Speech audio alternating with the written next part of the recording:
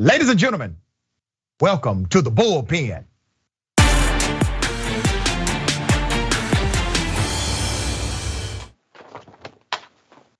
My dear brother, my friend, politically misguided, yes, but he has some redemptive qualities. Shelley Wynter, host of WSB, Word on the Street.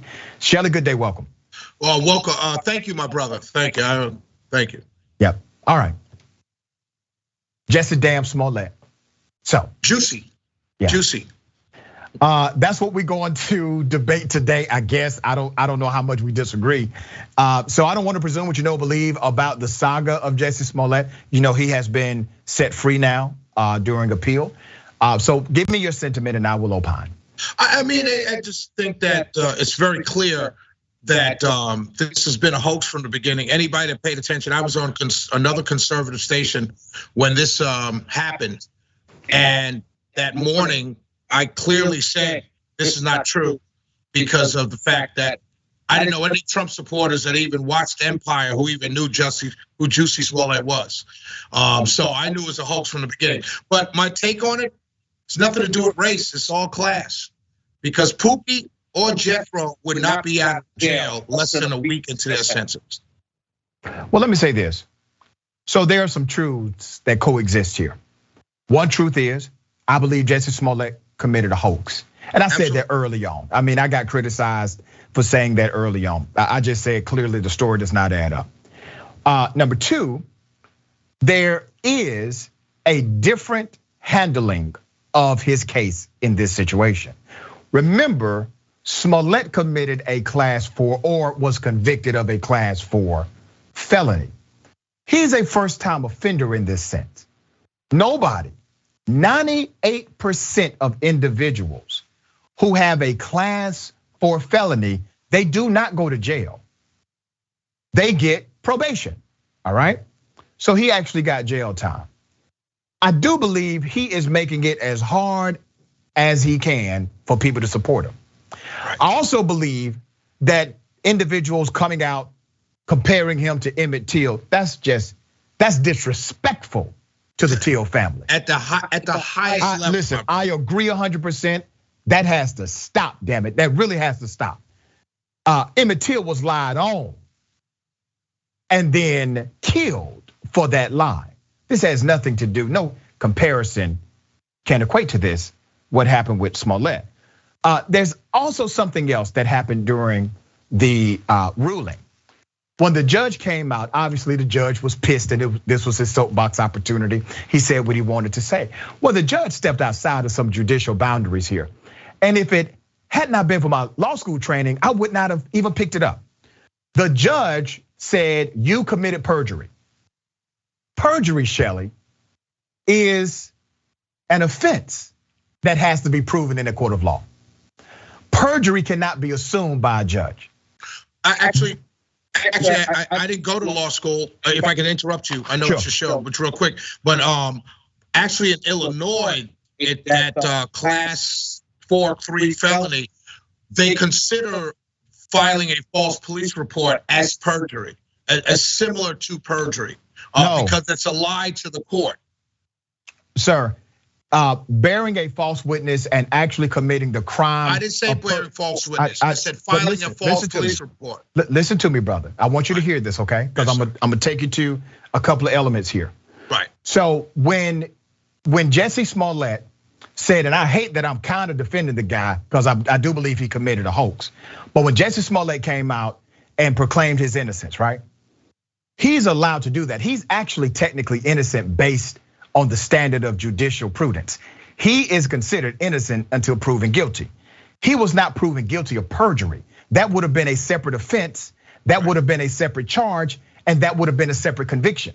So I'm not saying that the conviction is going to be overturned because the judge stepped outside of judicial norms, but I am saying the judge stepped outside of judicial norms, not only in the sentencing by giving Jussie Smollett actual jail time for a class 4 felony first offender, but he stepped outside of judicial norms by also saying that he committed, in fact, perjury. That's outside of judicial norms.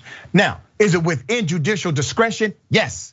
And is this in part to do with how Jussie Smollett carried himself. Yes, but let's go back to the beginning, brother. I want you to think about this, Shelley, because I think you would agree with me. Kim Foxx is the elected prosecutor, right? Mm-hmm. Kim Foxx was elected by the people to prosecute crimes, correct? Yeah. Kim Foxx was also elected to utilize her prosecutorial discretion on what crimes to prosecute, what crimes to let go, what crimes to use alternative prosecution. She was selected to do this. She decided to engage in an alternative prosecution with Jussie Smollett. Community service, pay restitution, there's a fine. That's it, right? Well within her discretion as the elected prosecutor. And if you don't like it, then meet her at the ballot box, because that's how you express when you don't like what an elected official does. Well, something happened, something that has happened less than 1% of the time in that entire state after a prosecutor makes a decision. The judge decided to do something that virtually never happens. The judge stepped in, ordered a special prosecutor, ordered an additional investigation, and by extension, investigated Kim Foxx. Now, here's my question, brother. Yeah. Why have we not seen judges step up like that when innocent civilians are killed by members of law enforcement, and it's obvious that the DA made a bad call or decided to look the other way? Why haven't judges utilized their discretion and resources and amazing judicial authority to look into those cases and say, I do not agree with the DA, I am appointing a special prosecutor? I totally agree with you. Okay. On that situation. I think it's heinous that DAs take years and fight people that are found innocent in a court of law. And then they fight against it. But in this case, would you, Susan Smith said a black man killed her kids. Yeah. Would you think, first time felon, first time ever doing anything, would you have agreed with her being treated like Jussie Smollett by a DA? Oh, it's the first time you lied about a black man committing murder, because Jussie Smollett lied about white people. So I'm not defending white people or black people. I'm just simply saying here, what he did was disgusting. So let me answer that. It was unnecessary. Right. It was unnecessary totally. And I know if a white guy would say that about two black guys in Chicago, you'd have a Karen segment all around. Right. So, okay. So let me answer that question. All right, let me answer that question, because I did highlight this in one of my previous commentaries.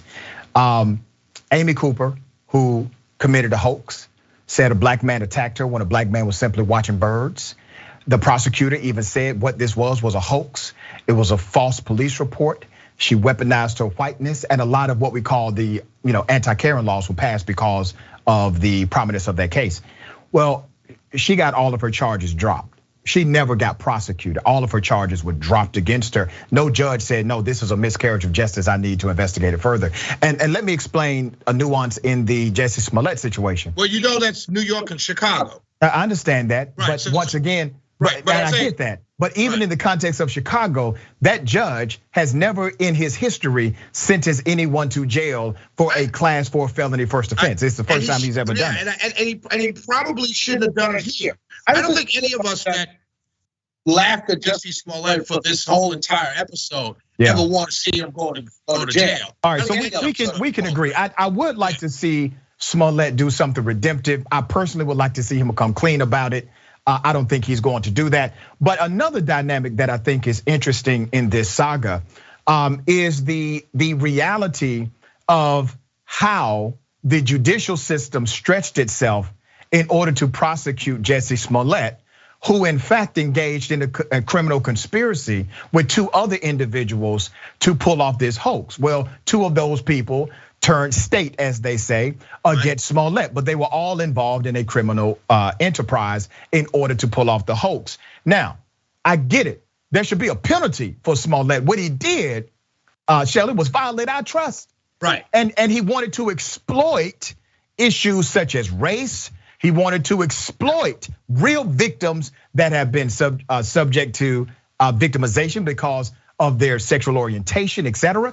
He did that, and there should be a penalty for that. So there's a judicial penalty, and then there's a societal penalty. So yes, he has to pay back every penny that they spent to investigate that foolishness. All right, I agree. And the maximum penalty, community service. But once again, the original prosecutor was taken out of her authority for this one person. I think it just needs to happen more when it's a more serious crime, more serious impact to the world. That's all I'm saying. If somebody dies and the DA didn't investigate it nor decided to launch an exhaustive search, there needs to be a judge that says, no, damn it, we're not gonna let that stand. I have the authority to do something else.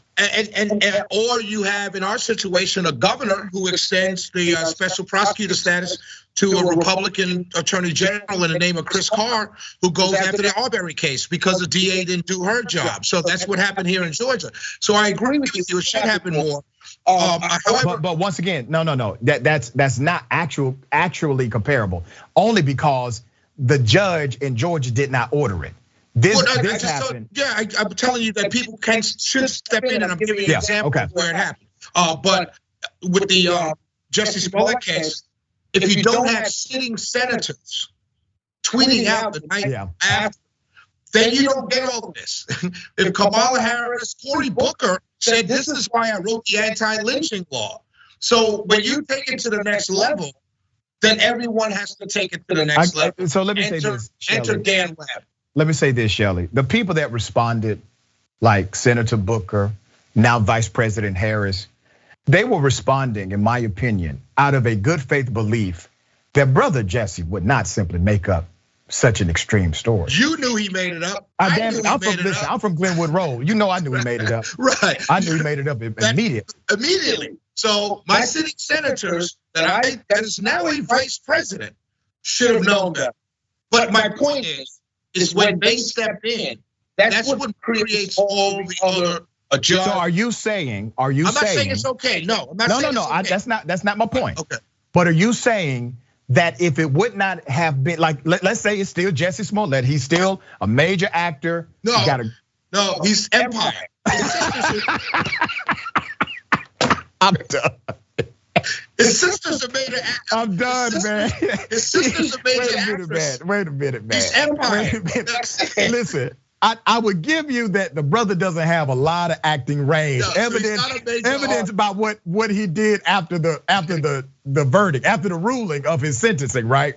I said, man, I forgot how bad of an actor the brother is. But he was a major actor at the moment for many, including myself. We all knew who he was. Until they went left, we all loved Empire. And he was a part of them going left. So we back off. All right. So you're saying if others had not jumped in so quickly, this may have had a different remedy. Maybe they allow Kim Foxx to engage in the alternative prosecution as she did in the beginning. If this doesn't go, I hate to say this because we differ on this, but and this has been such a great segment for us. But a lot of this was Trump driven. What I mean by that, when they jumped in, Pelosi jumps in, all the Democrats jumped in. They jumped in from the racial aspects of what he claimed to have happened. Right, and he claimed they were Trump supporters. I mean, exactly. It was just, I mean. Right. So we don't need that. So my point is, if none of that happens, he just goes to court. No one even cares that he's going to court. Okay, and you may have a point there. I mean, but his aim, you can't even say I had a point. You gotta say I may have a point. No, you may have a point. Because according to the narrative, his aim was to gain a new level of popularity, etc. And I've said this from day one about the why, right? This is obviously a guy, in my opinion, who doesn't believe in his own talent. Because if you believe in your own talent, you don't do all of this in order to make yourself relevant, because you believe in your own talent. My brother, thank you. All right, have a great weekend, all that good stuff. We're gonna get together and do something for the teens in the Atlanta community, and I'll talk to you offline about that. You gonna get a team? Are you gonna get a team? I think so. I think I get a team. How many do we need for the basketball team? Usually, you want an 18 to 24-year-old. You don't want any more than 8 kids because you don't want to deal with subbing in and out. Okay. Kids can run all day now. Okay, that'll work. All right, we'll make something happen. Thank you, brother. Oh, you put a team in, we crushing y'all, sir. You see, there you go with those tall tales and long lies. My brother, I love you, brother. Love you back, man.